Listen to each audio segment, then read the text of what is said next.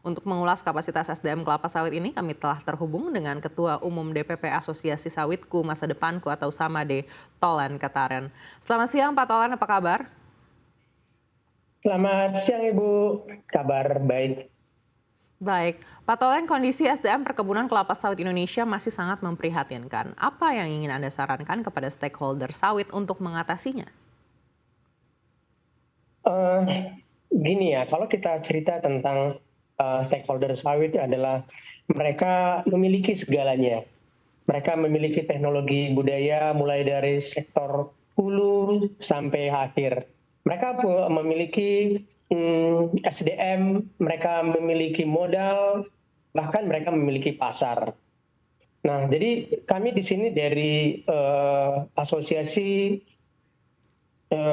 berharap agar stakeholder serta dinas lainnya dapat memberikan pengetahuan agronomi dan pemahaman terhadap pentingnya kualitas dan keberlangsungan produk sawit itu sendiri. Misalnya tentang bibit, banyak sekali bahwa para petani ini, apalagi petani zaman yang sebelum-sebelumnya itu memilih bibit asal-asalan saja. Tapi dengan adanya seperti asosiasi ataupun adanya sering apa namanya itu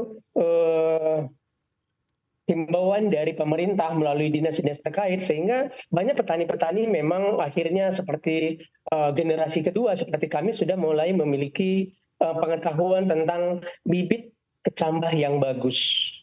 Nah, jadi kami berharap berikutnya juga petani-petani yang lain yang belakang itu mereka bisa mengenali produk ini sendiri. Jadi tidak asal sekedar menanam seperti itu, Mbak. Baik, ancaman regenerasi yang sulit terjadi bagi petani kelapa sawit sudah mulai terasa. Lalu program apa yang tepat untuk mendorong minat SDM sawit, khususnya kepada petani milenial? Nah, untuk memberikan pengetahuan dan memberikan perspektif positif kepada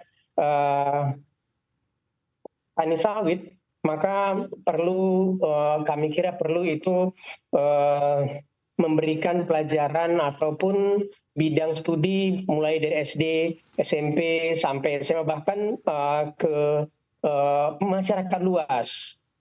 Nah, kita berharap pemerintah juga melibatkan para petani untuk memberikan nilai positif, dan tidak kalah penting adalah memberikan seperti apresiasi kepada petani-petani yang berhasil, sehingga masyarakat sendiri bisa melihat bagaimana pentingnya sawit terhadap pertumbuhan ekonomi Indonesia.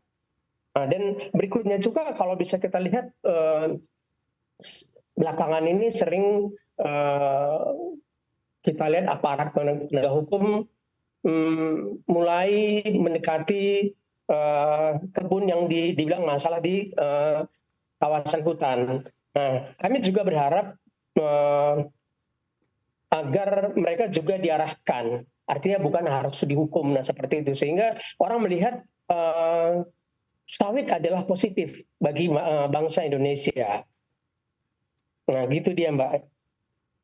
Baik, jika saat ini sedang tren teknologi AI, apakah bisa petani milenial diarahkan ke sana atau minimal terjun ke bidang mekanisasi atau manufaktur untuk bisa mendorong hilirisasi sawit?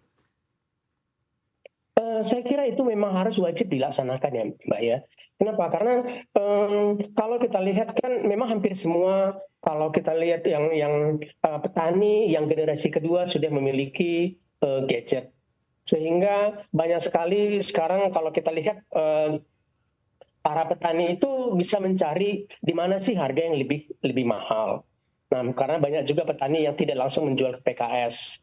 Dan kita berharap juga dari peran pemerintah seperti BPDP itu bisa memberikan bantuan agar bisa membuat para petani ini tidak hanya menjual TBS, tapi mengolah TBS itu sendiri, sehingga petani bisa meningkat, ya artinya naik satu level.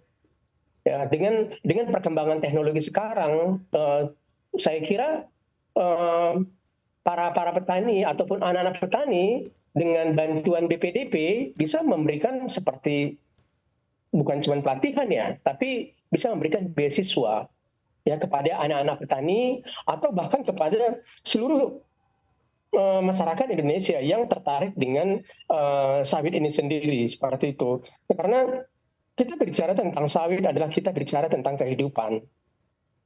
Nah, sawit dari kalau kita lihat mulai dari pagi sampai malam kita pasti berhubungan dengan kelapa sawit. Nah, itu dia Mbak. Baik, pemerintah memberikan program beasiswa D3 hingga S2 untuk anak-anak para pekebun. Sejauh ini apakah program ini sukses untuk memperbaiki pengelolaan sawit rakyat atau minimal kembali ke kebun untuk melanjutkan regenerasi?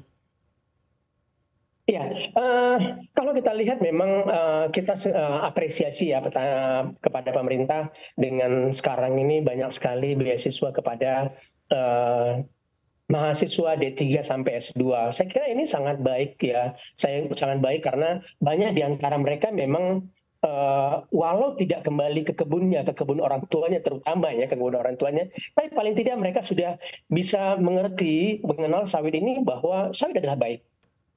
Nah, sawit adalah baik dan banyak di antara kalau kita lihat sekarang di PKS, di kebun itu kebanyakan dari lulusan dari D3 paling tidak dari beasiswa yang diberikan oleh BPDP. Nah, ada beberapa di antara mereka memang ya mencari pekerjaan dari luar, tapi kebanyakan dari mereka adalah bekerja di sektor perkebunan sawit, baik itu di kebun maupun di pabrik. Dan bahkan ada mereka mulai mengurus kebun orang tua mereka dengan secara lebih baik. Mereka tidak lagi, saya kira lihat beberapa tempat itu mereka sudah tidak lagi menyemprot chemical untuk secara blanketing. Nah, jadi saya kira ini dengan adanya beasiswa seperti ini lebih bagus begitu dia Mbak. Jadi kita berharap keberlangsungan sawit ini bisa menjadi lebih bagus, bisa kita katakan nanti bisa rata-rata kita bisa mendapat sertifikat ISPO minimal. Nah, itu yang kami lihat gitu dia Mbak.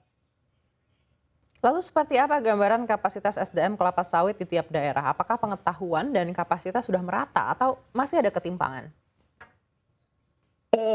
Kalau kita lihat merata dibilang itu pasti belum. Masih jauh dari bisa kita katakan jauh dari merata. Kenapa? Karena kalau kita lihat di daerah-daerah yang memang terisolir misalnya agak jauh dari kota, mereka masih mengelola kebun itu dengan secara yang lama. Nah, seperti itu.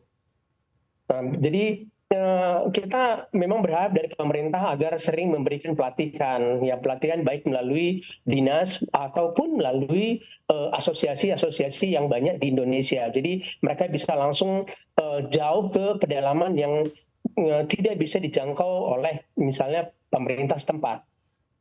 Nah, misalnya kalau dinas perkebunan gitu dia kan bisa terlalu jauh, mungkin bisa dilakukan melalui asosiasi-asosiasi begitu dia Mbak.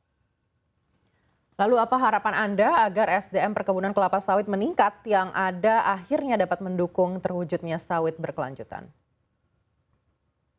Ya, lagi-lagi begini Mbak, namanya petani ya, petani selalu memang kerjanya mengeluh, ya mengeluh dan mengeluh.